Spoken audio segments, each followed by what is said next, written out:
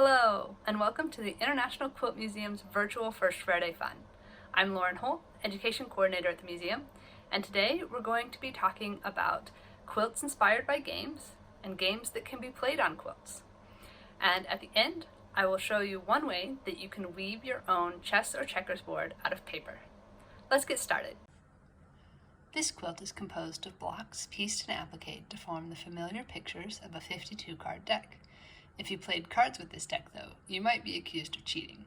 The quilt, in fact, displays 56 cards, including one joker in the center and two occurrences of the Ace of Spades, the Ace of Hearts, and the Two of Hearts.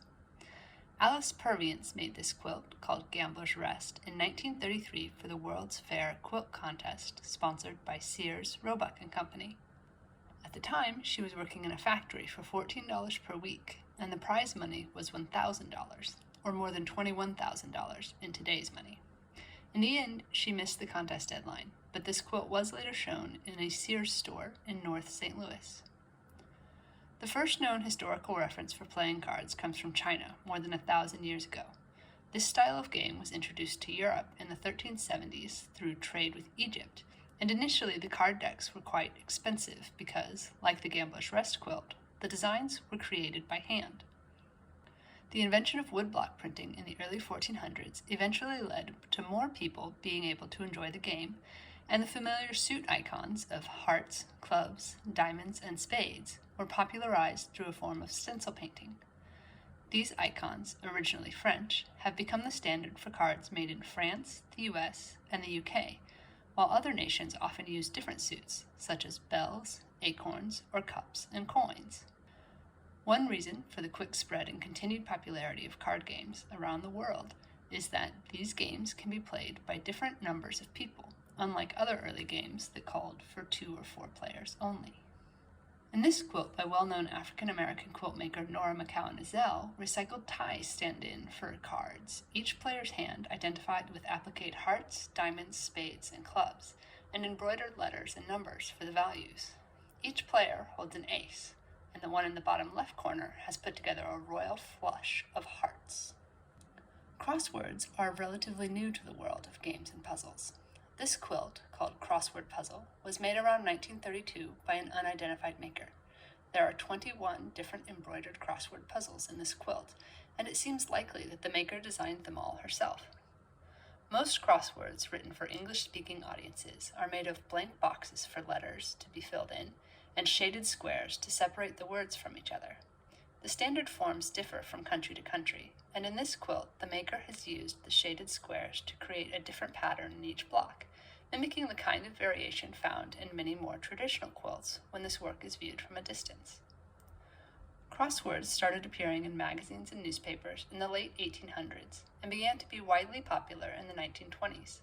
The use of capital letters in the quilter's embroidered words is traditional for crosswords, and the words with circles around them form a kind of meta-puzzle, drawing attention to the words for an additional message, such as, in these blocks, revenge is sweet, and hurry is not haste. Checkerboard is a game that is often played on quilts or other textiles, sometimes also called Checkerboard. This game originated in India and is designed for 4 players. It is the game that Parcheesi is based on. Each player sits at the end of one leg of the cross and circle shape and moves their pieces around the border counterclockwise, looking to capture their opponent's pieces and return to their own home. This example from the IQM collection is a full square, but many travel-sized versions of the game are made up of only the 4 legs and center circle. These pictures show checkerboard playing boards that are embroidered, but not quilted. Both boards were made by women artists in India.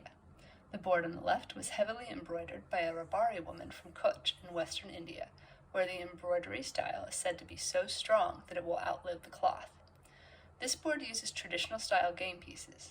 Instead of dice, the players throw cowrie shells and add up their score based on how many shells land open side up. The playing pieces are made from betel nuts, covered with fabric and crochet, with a small mirror placed at one end to ward off evil.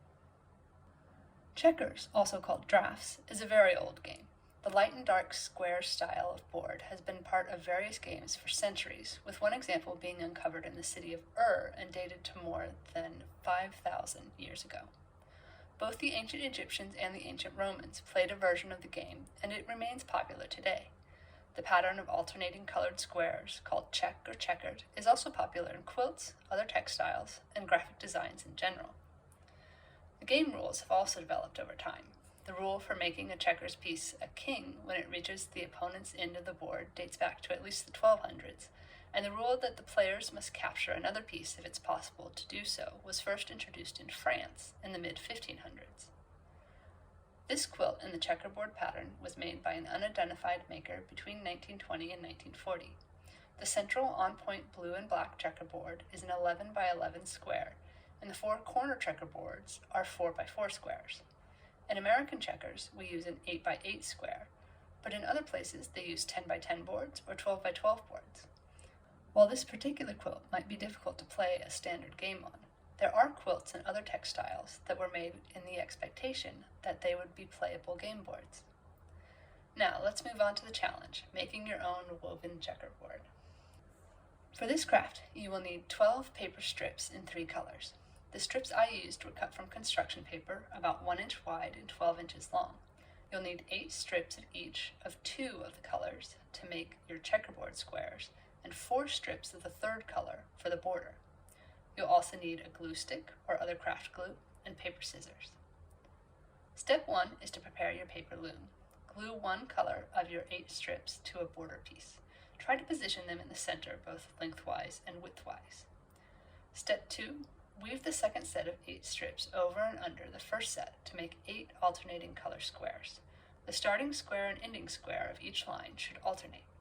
Repeat with the other 7 strips until all the strips are woven together. Step 3, cut off the extra paper if necessary. Remember that you want to make an 8 by 8 square and that you'll need a little extra paper and glue for the borders. Step 4, fold the border pieces around the extra material and glue them down. Cut off or fold over and glue the extra border length. Your board should now be complete. Now let's make your game pieces. Step 5, fold short lengths of paper in half. I used the cut off pieces from the game board, which were about 1 inch by 3 inches. Step 6, fold the 2 sides of your small strip inward toward the center fold. Step 7, glue the folded strip into a 3D triangle shape. Step 8, cut the long triangle into 2 smaller 3D triangle game pieces. Repeat these steps until you have at least 12 pieces each of your 2 colors.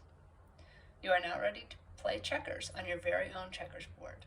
Traditionally, the board is arranged so that a light-colored square is in the bottom right corner.